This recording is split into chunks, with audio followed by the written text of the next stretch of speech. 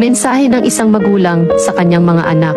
Anak, darating ang panahon at pagkakataon na kwento na lang ako. Katawan ko'y babalik sa alikabok at parang bulang maglalaho.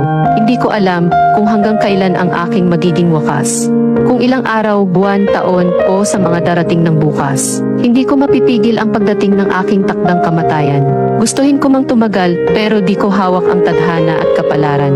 Masakit man isipin pero ang buhay ay may dulo at hangganan.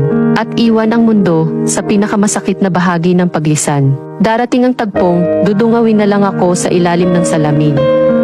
Patawad kung hindi ko na magawa ang mga luha nyo'y pahirin. At sa mga kalungkutang, hindi ko na kayo magawang damayan pa. Tibayan nyo sana at matuto kayong tumayo sa sariling mga paa. Batid ko ang sakit sa mga yugto na hindi nyo na ako masisilayan. Subalit, ang mabalot kayo ng lungkot ay huwag nyo sanang hahayaan. Lagi niyong tatandaan na nariyan lang ang Diyos na masasandalan. Lumapit kayo sa Kanya kapag hindi niyo na kaya ang bigat na pinapasan.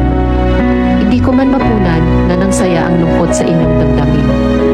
Ang payo ko'y gawin ninyong sandata na lagi ang mananalangin. Upang mapanatag ang aking loob, lumisan man ako sa mundo. Hanggang sa hinaharap na buhay, sana'y magkita-kita muli tayo.